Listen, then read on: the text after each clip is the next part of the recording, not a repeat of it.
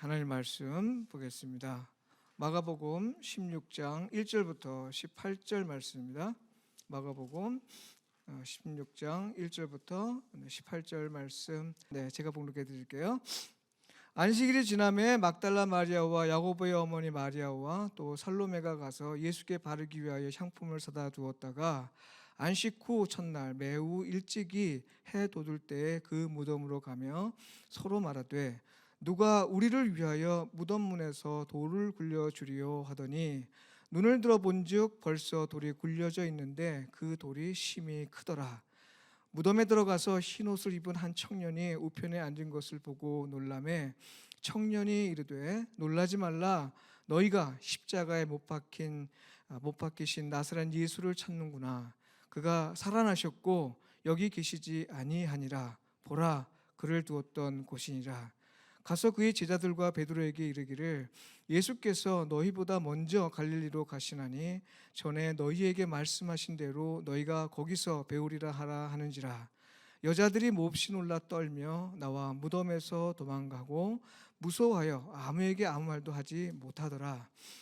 예수께서 안식 후 첫날 이른 아침에 살아나신 후 전에 7 귀신을 쫓아내어 주신 막달라 마리아에게 먼저 보이시니 마리아가 가서 예수와 함께 하던 사람들이 슬퍼하며 울고 있는 중에 이 일을 알림해 그들이 예수께서 살아나셨다는 것과 마리아에게 보이셨다는 것을 듣고도 믿지 아니하니라.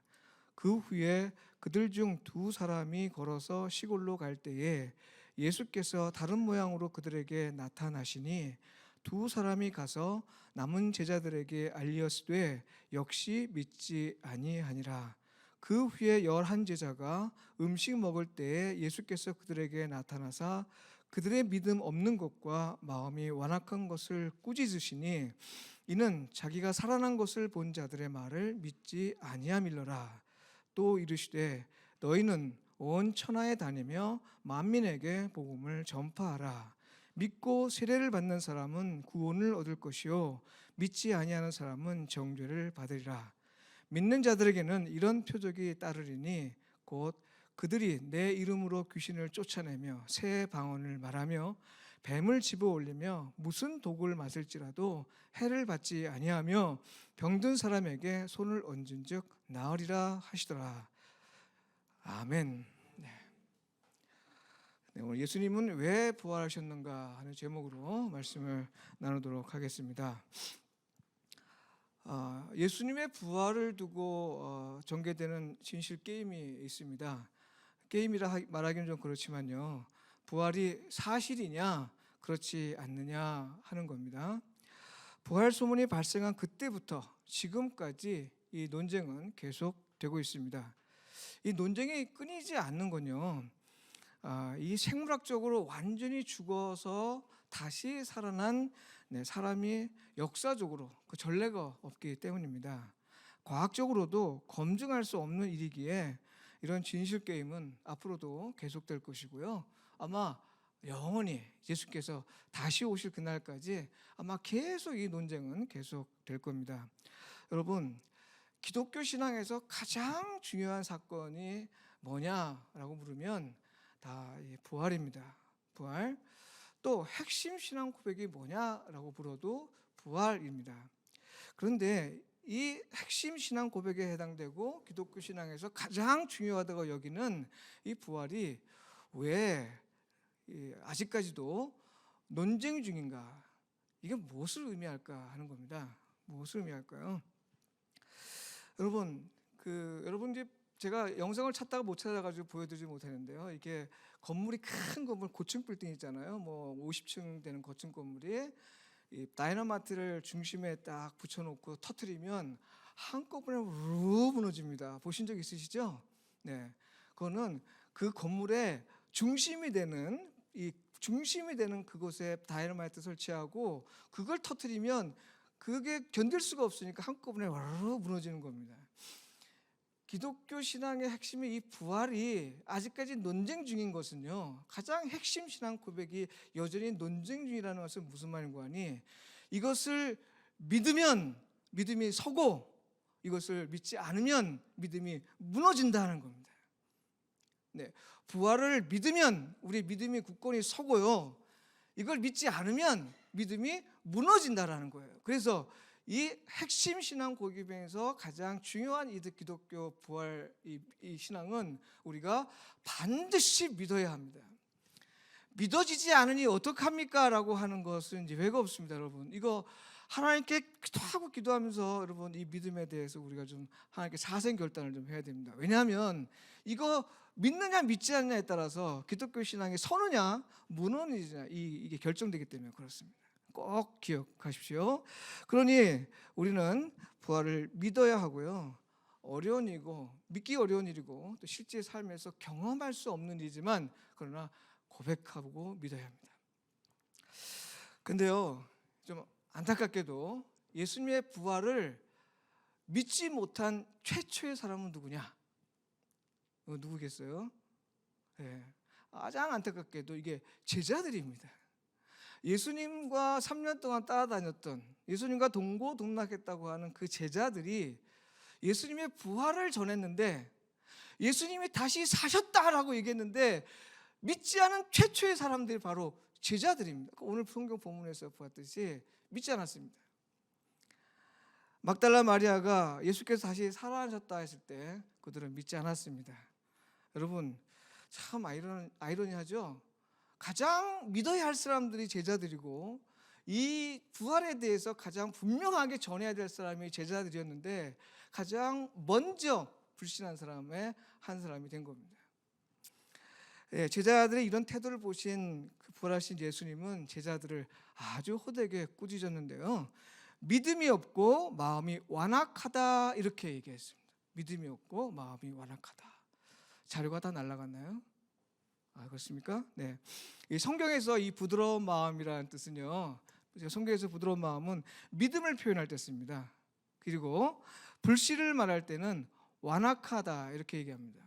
불신을 말할 때 완악하다. 이제 믿음을 얘기할 때는 부드럽다. 그리고 불신을 얘기할 때는 완악하다라는 표현을 쓰는데요. 일종의 이건 성경의 관용어입니다. 그런데 예수님께서 뭐라고 말씀하냐면 믿지 않고 마음이 완악했다고 했어요. 믿지 않고 마음이 완악했다. 이건 뭐예요? 믿지 않은 것과 완악하다는 얘기는 같은 의미로 쓰이는 거예요, 성경에서. 근데 이 두 가지를 같이 썼다는 얘기는 이 히브리 사람들의 사고방식에서 강조할 때는요, 두 가지를 같은 의미를 두 개 반복합니다. 아멘, 아멘 하는 것도 그렇고요. 네, 두 가지를 같이 쓰면서 아주 강조할 때 쓰는 겁니다. 그러니까 예수님이 제자들 향해서 이 믿지 않고 이 완악한 마음을 가진 자다 이렇게 얘기한 것은 아주 지독하게 믿지 않았다는 거예요, 그들이. 여러분 생각해 보십시오. 막달라 마리아가 누굽니까? 여기 보면 7 귀신 들렸다고 했어요. 그러니 이 7 귀신 들렸던 여자가 예수님에 의해서 치료를 받았지만, 근데 이 여자가 와서 예수님이 다시 살아나셨습니다라고 할 때 제자들이 어떻게 들었을까요? 저 미친 여자가 다시 병이 도졌나? 네? 그러니까 이 제자들의 마음이 아주 완악해졌다. 그러니까 이 부활 자체를 믿지 않은 겁니다. 예수님이 그걸 보고 아주 호되게 꾸짖었습니다. 사실 누구보다도 예수님의 부활에 관한 이야기를 가장 먼저 알고 있던 사람들은 또 누구냐면요, 이 제자들입니다. 성경에서 예수님께서 제자들에게 부활에 대한 말씀을 하신 걸 총 몇 번을 하신 걸로 기억이 되냐면 고난과 부활을 얘기할 때 그 3번을 나옵니다. 3번.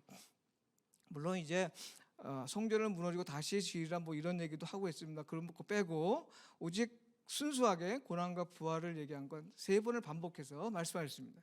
그러니까 제자들은 예수님과 같이 다니면서 3번씩이나 내가 죽고 부활할 것이다 라고 들었어요.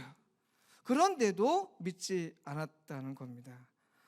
그래서 이런 질문이 좀 들어요. 왜 예수님의 제자들은 가장 먼저 믿어야 될 사람인데 불구하고 왜 믿지 못했을까? 어떤 이유로, 어떤 이유 때문에 믿지 못했을까 하는 질문이 생기는데요. 크게 2가지를 한번 생각해 볼 수 있습니다. 그 2가지. 첫째는요, 믿지 못한 이유 중에 첫째는 바로 그것이 여인의 증거라는 겁니다. 여인의 증거. 요즘 우리 여성들의 파워가 좀 많이 세졌죠. 그래서 여성들의 이 증언도 많이 이제 존중받고 있죠. 근데 이 유대 당시 이때 예수님 사당의 그 당시에는요, 여성들의 법정 증언은 인정이 안 됐습니다. 인정이 안 됐어요. 아무리 여성이 살인 현장을 봤어요. 그리고 증언으로서 법정에 가서 얘기해요. 그래서 이제 다툼이 생기잖아요. 그 여성의 증언을 믿지 않았습니다. 채택되지가 않았어요. 그런데 막달라 마리아라고 하는 그 이전에 7 귀신 들린 여자가 와서 예수께서 다시 살아나셨습니다라고 하니 제자들이 그걸 믿을 수 있겠습니까? 못 믿죠. 못 믿죠. 네, 못 믿었습니다. 두 번째는요, 그들이 믿지 않은 건 예수님을 올바로 알지 못했기 때문에 그렇습니다. 우리가 좀 생각해 볼 때 제자들만큼 예수님을 잘 알 수 있는 사람은 없겠다 하는 생각이 듭니다. 가족들도 예수님을 잘 몰랐어요. 가족들도 예수님을 미쳤다고 했어요. 막 복음 전하고 하나님 나라를 막 전하고 그러니까 미쳤다라고 이렇게 얘기할 정도로 가족들도 모르고요. 특히 형제 야고보가 있잖아요. 야고보서 쓴 사람으로 알려진 이 야고보는 이 자기 동생을 자기 형이죠. 막 이게 미쳤다고 할 정도로 뭐 그렇게 가족들도 예수를 잘 몰랐고요. 3년 동안 동고동락했다는 제자들도 예수님을 잘 몰랐습니다. 그 몰랐다는 것을 제가 이제 말씀을 좀 드릴게요. 여러분, 그 유대교 사두개파가 있어요. 유대교 파 중에서 사두개인이라고 있는데 이 사두개인들은 부활을 믿지 않았습니다. 근데 바리새파라든지 대부분의 유대인들은 이 부활을 믿었습니다. 이 부활이 우리가 생각하는 부활하고 조금 달라요. 다르지만 아무튼 이 부활이라는 말을 일상생활에서 하고 살았습니다. 그렇게 그 당시에 그렇다는 얘기예요. 근데 사두개파라에 속한 사람들은 부활을 믿지 않았기 때문에 그들은 안 믿었죠. 그러니까 다른 사람들은 부활을 얘기했습니다. 그런데 이 부활을 얘기했고 유대인들끼리 부활을 얘기하고 예수님도 제자들에게 3번이나 걸쳐서 부활을 얘기했습니다. 그런데도 제자들이 믿지 못한 것은 바로 예수님을 제대로 알고 있지 못했기 때문에 그래요. 예수님을 어떻게 알고 있었느냐? 여러분, 제자들이요, 오늘 우리가 제자 교육이라는 이름이라고 교육을 하잖아요. 많은 교회에서. 네, 제자 교육이라는 이름을 하는데 그 제자 교육이라는 이름은 예수님의 부활 이후에 오순절 성령 강림 사건 이후의 제자를 의미하는 거죠. 그 이전의 제자를 의미하는 게 아닙니다. 그 이전의 제자들은 어떤 생각했냐면 예수님이 반드시 유대의 나라를 로마로부터 회복하실 분이다. 다시 왕으로 서서 그리고 이 나라를 다스릴 뿐이다라고 생각을 했습니다. 그러니 제자들이 예수님께서 내가 고난 받아야겠다라고 얘기할 때 어떤 논쟁까지 하냐면 누가 예수님 우편에 앉고 누가 예수님 좌편에 앉을까? 그러니까 누가 영의정하고 누가 좌의정할 것인가 이런 싸움을 한 거예요. 제자들이 예수님을 어떻게 알았다는 거예요? 네, 한 자리 할 사람. 요즘 인수위에서 뭐 싸움도 나고 막 그런다잖아요. 권력 다툼 때문에 꼭 그꼴이에요. 누가 예수님이 딱 왕이 되면 누가 예수님 우편에 앉고 누가 좌편에 앉을까, 누가 뭐 어떤 장관을 맡을까, 뭐 요거 가지고 입씨름했던 제자들이 바로 그런다. 대표적으로 가룟 유다는 어떤 사람이에요? 유대의 해방을 위해서 싸웠던 아주 열심당원 사람이에요. 그가 그런 열심당원으로 예수님을 따랐어요. 그런데 이런 뭐 영적인 하나님 나라니 이런 얘기하고 로마하고 싸워서 뭐 이길 생각을 안 하고 뭐 이상한 얘기만 하니까 유다가 마음이 변한 거죠. 예수님을 팔은 거예요. 더 이상 이런 사람하고 내가 따라다니는 이유가 없겠다. 의미가 없겠다. 팔아버린 겁니다. 배반했어요. 무슨지 알겠죠? 제자들은 예수님을 따라다녔고요. 그분이 행하신 일을 보고 그분이 말씀하신 걸 들었음에도 불구하고 그들은 자기들이 듣고 싶은 것만 듣고 살았기 때문에 예수님을 바르게 알지 못한 겁니다. 부활을 말씀하시고 죽음 말씀하시고 부활을 말씀하셨지만 정작 그들이 말하는 부활은 왕으로 회복될, 이 땅을 회복할 그런 사람으로 들은 거예요. 그러니 이제 정작 죽었어요. 도망갔어요. 그와 관계를 인정하고 싶지 않아서 도망갔어요. 근데 이제 모여 있는데 이전에 미쳤던 여자가 와서 살아났다라고 얘기합니다. 뭔 소리야 이거? 있을 수 없는 일을 얘기하네. 네, 믿을 수가 없었습니다. 이 크게 2가지 이유로 그들은 예수님을 믿을 수 없었다라고 우리는 볼 수 있습니다. 자, 그러면 우리가 이 2가지 이유를 생각해 보면서 우리가 좀 교훈을 얻을 부분들이 좀 있는데요. 2가지를 좀 같이 또 생각해 보면 좋겠어요. 첫째는 아까 첫 번째 믿지 못한 이유 그것인데요. 바로 여인의 증거를 하나님께서 부활의 증언자로 사용하셨다는 겁니다. 하나님이 정말 이상하신 분이십니다. 놀라우신 분이고요. 한편으로 보면 정말 이상하신 분이세요. 왜냐하면 여러분, 이 부활이라는 거는 그냥 입소문으로 날렸고 유대인들 사이에서 장차 있을 것이다, 부활이라는 것이. 장차 부활은 마지막 날에 있을 것이라는 것만 알고 있었죠. 실제로 부활이 있을 거라는 건 생각지도 못했습니다. 그러니 누구도 믿지 못할 이 부활 사건을 하나님께서는 저 빌라도를 사용하시면 어땠을까요? 그죠? 빌라도에게 딱 나타나서 야, 빌라도야, 네가 죽인 나다 라고 했으면 빌라도가 깜짝 놀라지 않았겠습니까? 그래서 빌라도 입으로 막 로마 전역으로 막 와, 예수가 부활했다 하고 막 전 세계에 퍼지지 않았겠습니까? 그죠? 안 그랬어요. 아니, 최소한 말이죠, 유대교의 종교 지도자, 장로나 제사장들이나 그런 그 종교 지도자들을 통해서 예수님이 딱 나타나서 야, 너희가 나 죽였던 나 예수다, 만져봐라, 뭐 이렇게 부활을 직접 보여줬다면 아마 최소한 유대교 사람들은 다 믿었을 거예요. 그런데 말입니다, 그런데 말이에요, 정말 증언의 효과가 전혀 없는 이 여자, 특별히 최초 증언자 이 막달라 마리아, 이 미쳤던 여자의 입을 통해서 하나님은 예수께서 부활하셨다라는 이 첫 번째 증언대로 삼았다는 사실입니다. 이게 오늘 우리에게 무엇을 말해주나요? 기독교에서 가장 핵심적인 복음, 이 부활은 여러분, 강한 자, 명성 있는 자, 뛰어난 자를 통해서 전해지지 않았다는 사실입니다. 이 증언은 바로 이 세상에서 가장 연약한 사람을 통해서 하나님께서 증거해 주셨다는 겁니다. 무슨 말이에요? 이거는 하나님의 사건이라는 겁니다.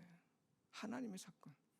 사람에 의해서 이루어지는 것이 아니라 하나님께서 하셨기 때문에 이 일이 이루어졌고, 이 일이 세상 만방에 전파되는 것도 내가 한다 이 말, 하나님이 하신다는 거예요. 사람이 하는 게 아니라. 그렇기 때문에 하나님은 그 연약한 여자의 막달라 마리아를 통해서 증언을 하게 합니다. 제자들도 믿지 않았던 그 막달라 마리아의 이 최초의 여성 증언자를 통해서 하나님께서 사용하신 겁니다. 여러분, 혹시 아브라함과 멜기세덱의 이야기를 아시는지 기억하시는지 모르겠습니다. 예전에 아브라함 때요, 아브라함, 믿음의 조상 아브라함이죠. 이 아브라함이 자기 조카 롯이 붙잡혀 갔습니다. 그러니 자기 조카가 붙잡혀 갔으니 아브라함이 싸우러 나가야죠. 근데 이겼습니다. 전리품을 다 받았는데 이때 멜기세덱이라는 사람이 와서 이 전리품을, 전쟁에서 얻은 그 노략물이죠, 이 전리품을 아브라함에게 이렇게 줍니다. 가져가라, 이렇게.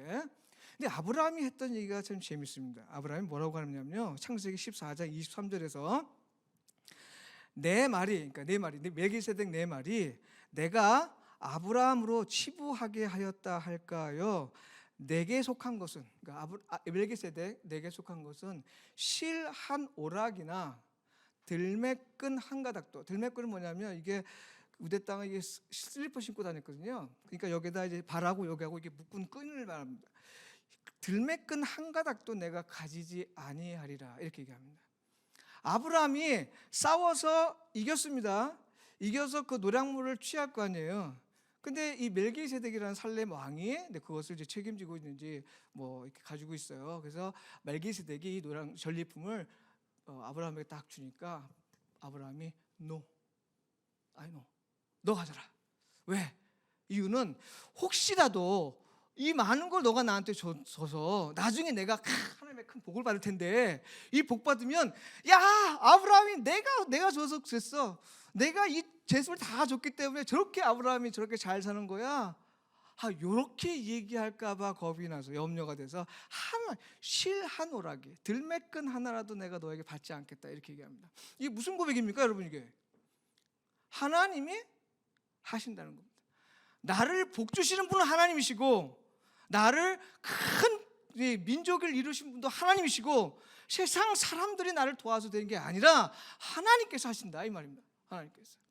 바로 이걸 증거하기 위해서 아브라함이 얘기하자는 거 아니겠습니까? 네, 그럼 또 여러분 다니엘을 보세요. 다니엘이 유대 귀족 자제로서 느부갓네살 왕에 의해서 바벨론의 포로가 갔습니다. 그 느부갓네살 왕이 바벨론 귀족 자제들, 그러니까 유대 땅의 귀족 자제들 데리고 자기네 나라에서 이제 키우는 겁니다. 왕족과 귀족들 사이에, 자제들 사이에서 교육을 시킵니다. 근데 거기서 음식을 먹으면요, 다 제사를 드리고 난 음식을 이렇게 먹게 됩니다. 그런데 다니엘이 뜻을 정해서 제사 음식을 거절합니다. 이 음식은 제사 음식이니까 내 몸을 더럽힌다. 그러니까 안 먹겠다. 그래요. 근데 대놓고 얘기하면 욕 먹으니까 나는 이걸 못 먹겠다. 대신 나는 채소만 먹겠다. 채소. 그래서 만약에 내가 채소만 먹었는데 여기 다른 고기까지 다 먹은 사람들과 비교해서 얼굴이 윤택이 없거나 얼굴이 좀 창백해지거나 뭐 문제가 있으면 그때 내가 먹겠다. 그렇게 얘기합니다. 그래서 시험을 합니다. 테스트 해봐라 하고 다니엘하고 제 친구들은 이제 뭐예요? 채소만 먹고 이쪽은 뭐 아주 진미성찬 아주 엄청 많은 제사 음식, 귀족 자제들한테 주는 음식을 먹었습니다. 관리가 딱 보니까 어때요? 얼굴 비교하니까 반질합니다. 다니엘의 얼굴이 반질해요. 이건 뭐 채소만 먹어서 될 얼굴이 아니에요. 그래서 결국 다니엘로 하여금 계속 채소를 먹게 합니다. 이거 무슨 말이에요, 여러분? 다니엘도 알았어요. 자기를 지키시는 분은, 자기의 생명을 지키시는 분은 하나님이라는 거 알고 그 하나님을 증거하는 겁니다. 여러분, 무슨 말이에요? 하나님께서 가장 연약한을 써서 당신의 가장 그 핵심 부활 증언자로 삼으신 거는 내가 하겠다는 겁니다. 하나님이 하신다는 거예요. 그러니 강한 자, 부한 자, 명성 있는 자를 사용해서 하나님께서 부활을 증거하지 않았다는 사실 오늘 우리가 꼭 기억해야 합니다. 오늘 우리가 이 땅에서 미디에이터로 사는 이 모습들이 우리 약하기 때문에 하는 거죠. 강하기 때문에, 또 있기 때문에, 많은 것을 누리기 때문에 하는 건 절대 아닙니다. 없지만 하나님께서 사용하셔서 우리를 크게 쓰실 것을 믿고 하나님이 하실 것을 믿고 우리가 따라가는 거죠. 할렐루야. 네, 두 가지 예를 들었습니다만 아무튼 그 예는 뭐 수없이 성경에 많습니다. 너무 많아서 다 생략하고요. 아무튼 부활을 증언은 바로 이런 사람이었다는 거, 하나님께서 약한 사람을 써서 사용했다는 거고요. 또 하나 우리가 들어야 될 두 번째 메시지는요, 예수님을 바르게 이해해야 부활을 이해할 수 있다는, 믿을 수 있다는 겁니다. 아까 얘기했지만 제자들은 예수님을 왕으로, 유대인의 왕이 될 걸로 이해했습니다. 근데 여러분, 요한복음 11장 25절에 보면요, 우리가 아까 교동문에서도 읽었습니다만 예수님께서 나사로를 살리시는 그런 장면 속에서 뭐라고 말씀하냐면 나는 부활이요 생명이다 이렇게 얘기합니다. 따라해 봅시다. 나는 부활이요 생명. 여러분 이걸 잘 이해해야 돼요. 제가 이거 주석을 제가 가지고 있는 거라 뭐 찾아볼 수 있는 주석을 다 봤어요. 근데 대부분 사람들은 이 어떻게 해석하냐면 나는 부활이요 생명이라는 걸 어떻게 해석하냐면 예수님께서 부활하신 분이다라는 것으로 설명을 해요. 네, 맞습니까? 네, 대충 그렇게 맞죠. 여러분 그러나 문맥에 따라서 봐야 돼요. 지금 죽은 나사로를 살리는 맥락이기 때문에 아직까지는 부활 사건이 있는 게 아니에요. 그러니까 예수님께서 나는 부활했다라고 해서 나는 부활이요 생명이라고 얘기한 게 아닙니다. 또 어떤 사람들은 뭐 이건 나중에 후대 사람들이 여기다 끼워 맞췄다라고 얘기하는 건데, 아무튼 복잡한 얘기는 다 이렇게 한 켠에 옆에 두고요. 나는 부활이요 생명이라는 말은 어떤 의미냐면 이렇게 여러분 꼭 이해하십시오. 나는 죽임을 이긴 자다. 나는 죽임을 이기는 자다. 여기서 죽음이라는 얘기는 죽음의 세력입니다. 그러니까 이렇게 이해하십시오. 나는 죽음의 세력을 이기는 자다. 따라해 봅시다. 죽음의 세력을 이기는 자. 네, 여기 그럼 나는 생명이라는 게 뭐냐면 나는 살아있다라는 의미가 아니라 나는 생명의 근원이다. 네, 따라해 봅시다. 생명의 근원이다.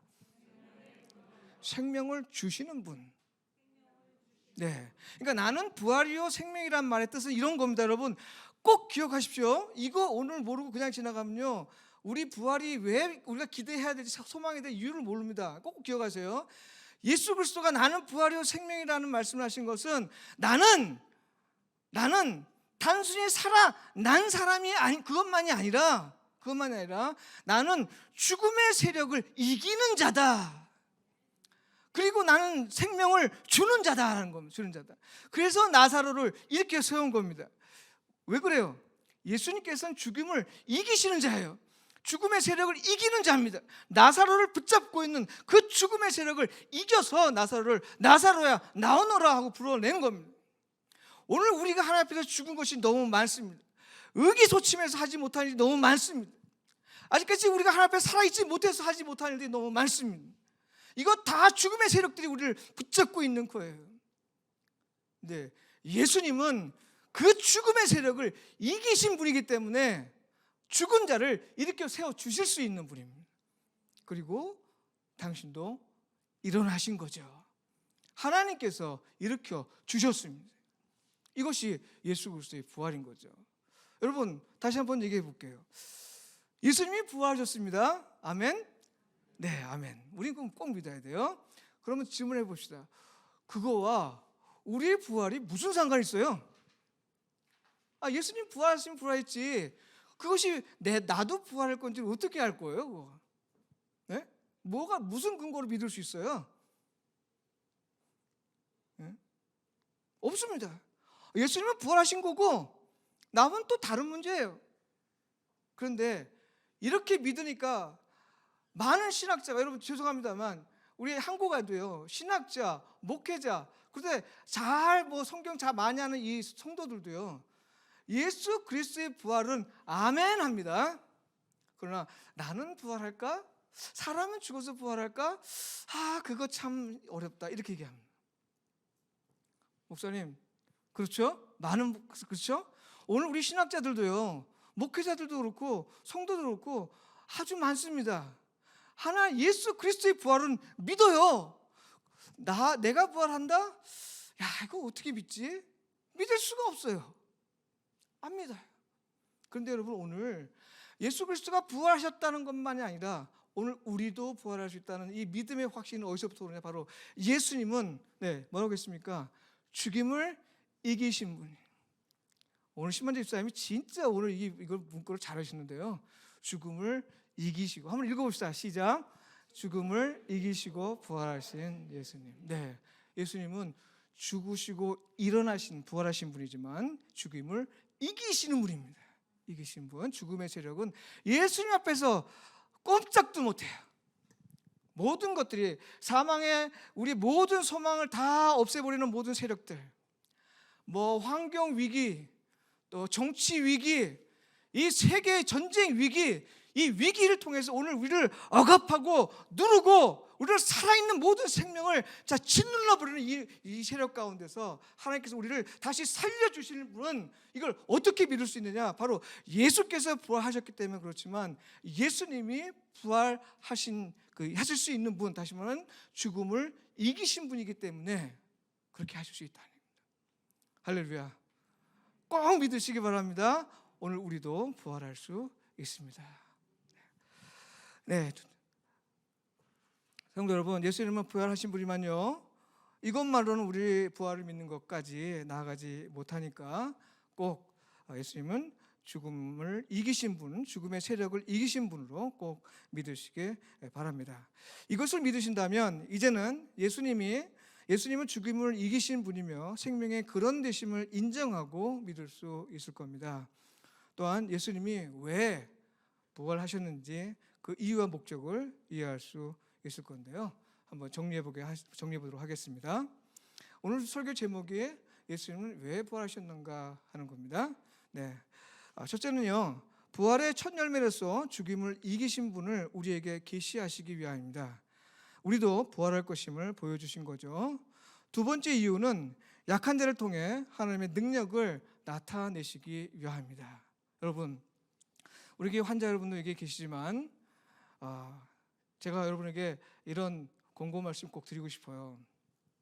하나님, 내게 왜 이런 병을 주셨습니까? 이렇게 하지 마십시오. 하나님, 언제 이거 고쳐줄 겁니까? 이렇게 기도하지 마십시오. 하나님요, 건강한 사람도 부르지만요, 아주 약한 병자도 하나님께서 부르십니다. 왜 그러세요? 그 병자를 통해서 하나님이 강한 걸 보여주시기 위함입니다. 네, 이게 부활 신앙. 믿습니까? 네. 네. 세 번째 이유는 하나님의 약속은 반드시 이루어진다는 것을 알리기 위함입니다. 아무리 강한 사람에도 죽음 앞에서는 곧잘 무너지죠. 아무리 옳은 뜻을 품었어도 죽음의 유혹 앞에서는 속수무책으로 넘어집니다. 그러나 예수님은 죽기까지 복종하셨고요, 부활하셨습니다. 네, 빌립보서 2장 5절에서 11절 말씀을 보면 우리가 그 내용을 잘 알 수 있는데요. 네, 이건 나중에 한글에서 아마 살아있는 것 같네요. 한번 같이 한번 읽어볼까요? 시작. 너희 안에 이 마음을 품으라. 곧 그리스도 예수의 마음이니 그는 근본 하나님의 본체시나 하나님과 동등됨을 취할 것으로 여기지 아니하시고 오히려 자기를 비워 종의 형체를 가지사 사람들과 같이 되셨고 사람의 모양으로 나타나사 자기를 낮추시고 죽기까지 복종하셨으니 곧 십자가에 죽으심이라. 이러므로 하나님이 그를 지극히 높여 모든 이름 위에 뛰어난 이름을 주사 하늘에 있는 자들과 땅에 있는 자들과 땅 아래에 있는 자들로 모든 무릎을 예수의 이름에 꿇게 하시고 모든 입으로 예수 그리스도를 주라 시인하여 하나님 아버지께 영광을 돌리게 하셨느니라. 예, 하나님께서 하신 뜻을 죽기까지 복종하셨는데 그래서 하나님께서 부활시켜 주셨습니다. 오늘 하나님께서 모든 약속들을 반드시 이루어 주셔요.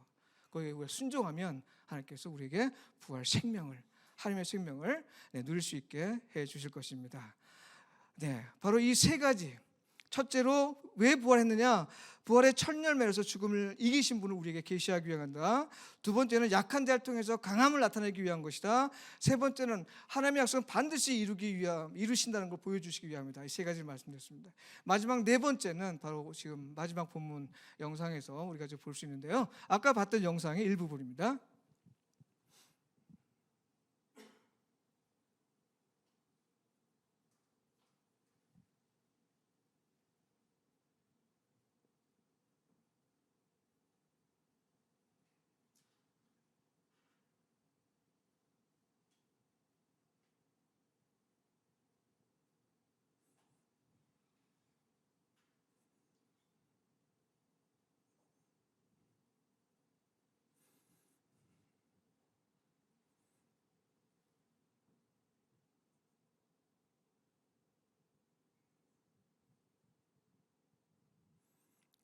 요때 우리가 할렐루야 외치는 겁니다. 할렐루야. 네, 예수님께서 왜 부활하셨느냐? 예수님이 우리의 주님이 되시기 위해서, 우리의 주님이 되셔서 우리를 다스리시고 우리를 돌보시기 위해서 부활하셨다. 할렐루야. 여러분, 예수님의 이런 주님의 되심을 꼭 받아들이시고 우리 또한 하나님 안에서 새로운 생명을 얻어 누릴 수 있는 그런 사람이 될 수를 꼭 믿고 이 땅에 부활 소망을 갖고 사시길 간절히 축복드립니다. 기도드리겠습니다. 하나님, 부활해 주시니 감사합니다. 우리가 또 부활 소망을 갖게 해주심을 감사합니다.